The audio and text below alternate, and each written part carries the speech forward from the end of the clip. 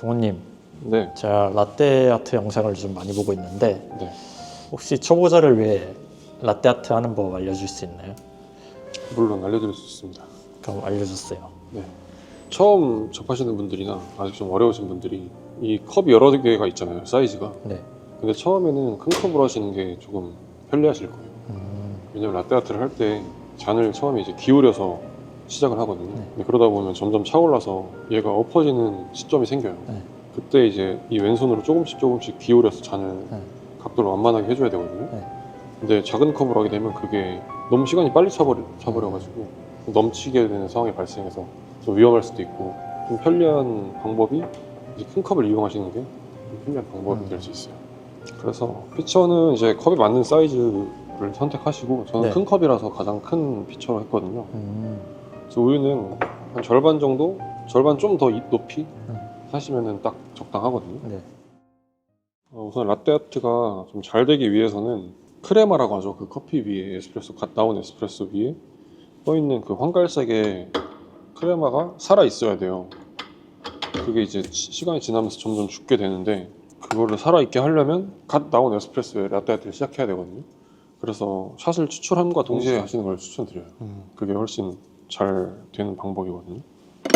에스프레소는 그냥 평소에 하시는 방법대로 추출하셔도 무방하고요. 첫 방울이 사실 몇 초에 떨어지는지 보면 대략적으로 이게 잘 나온지 알 수 있어요. 10초 전에 떨어지면 저는 괜찮다고 보거든요. 처음에 이걸 돌렸을 때 이렇게 수증기가 나오면 문제가 없는데, 네. 수증기 안 나고 소리가 이상하게 나올 때가 있어요. 네. 그때는 좀 오래 안 써서 물이 차 있는 거거든요. 그때는 좀 물을 많이 빼주셔야 돼요. 저는 지금 잘 되니까 바로 시작할게요. 이제 라떼아트를 할 때 두 가지를 좀 신경 쓰셔야 되는데, 이제 아까 나오던 수증기가 이 노즐이 이 우유의 수면에 위치했을 때 이 안으로 공기를 집어넣어주는 역할을 하는 거거든요. 네. 그래서 그 공기 주입 과정과 또 이거를 회전을 시키면서 그 주입된 공기를 쪼개주는 롤링이라는 작업이 필요해요. 그래서 이 수면을 컨트롤 해주고 또 잘 롤링이 되게끔 각도를 조금 기울여 준다든지 하는 그 두 가지를 신경 쓰시면 되는데, 한번 보여드릴게요. 이렇게 치직 하면 이제 공기 주입을 했고, 공기 주입은 최대한 빨리 끝내주는 게 좋아요. 네. 그 다음 롤링을 최대한 많이 가져가면서 주입된 기포들을 잘게 쪼개주는 거예요. 그러면 되게 벨벳같이 고운 거품이 완성돼서 라떼아트가 더 잘 됩니다.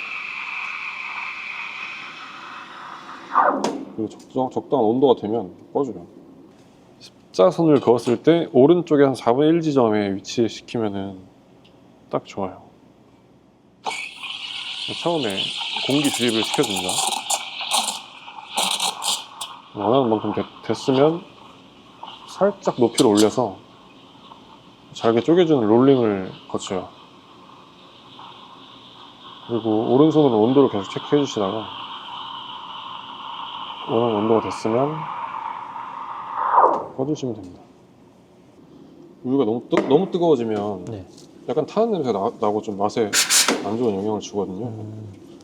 그래서 너무 뜨겁지 않게 보시면 약간 빛도 나면서 되게 쫀쫀한 거품이 만들어졌어요. 그럼 이제 라떼아트를 시작을 합니다. 아직 크레마가 살아있고, 처음엔 이제 그 안정화 작업이라고 해서 골고루 섞어주는 작업이에요. 이 라떼아트를 할 때는 너무 높아도 안 되고 너무 낮아도 안 돼요. 낙차가 적당히 있는 상태에서 이제 안정화 작업을 해주고, 이거를 해주다가 어느 정도 차 있으면은 이제 그림을 그려줍니다.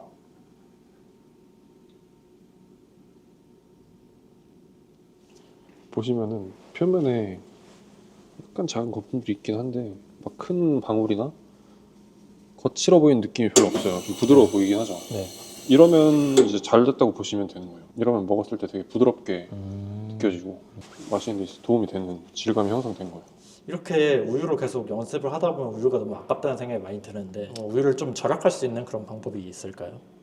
그럴 때 쓰기 좋은 게 이제 라떼아트 파우더라고 만들어 놓은 제품이 있어요.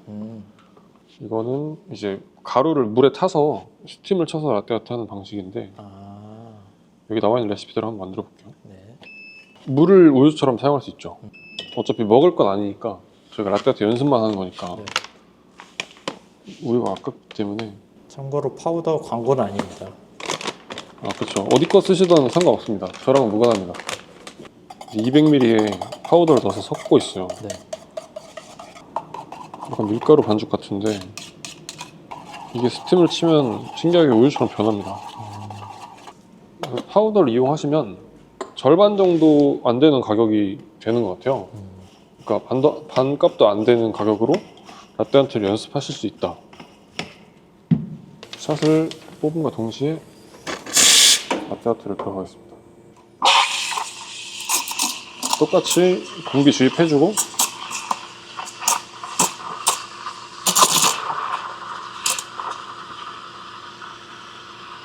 롤링을 해줍니다. 조금 점도가 다르긴 한데 보시면 아까 우유를 스팀 쳤을 때가 거의 흡사하거든요. 그게 없네. 거품이 하나도 없네요. 거품이 있었는데 제가 깼어요. 네, 라떼아트 한번 해볼게요. 네. 처음에 안정화 해주고 차 올랐으면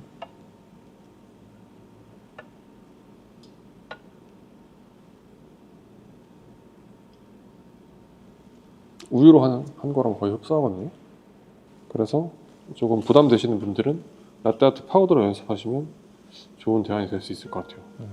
초보자 분들에게 도움이 될 만한 영상을 만들어 봤는데 이제 요약을 하자면 처음에는 익숙하지 않으실 때는 좀 큰 컵으로 연습하시는 게 좀 편하실 수가 있고, 그리고 에스프레소의 크레마가 사라지기 전에 우유 스팀을 치시는 게 도움이 될 수가 있다. 그리고 또 비용 절감하는 데 있어서 라떼아트 파우더를 이용하시는 게 도움이 될 수 있다. 이 정도. 요즘같이 경기가 안 좋은데 더 그렇죠. 좋겠네요. 하나라도 절약해야 됩니다. 네. 그래서 이 정도가 좀 도움이 될 것 같아요.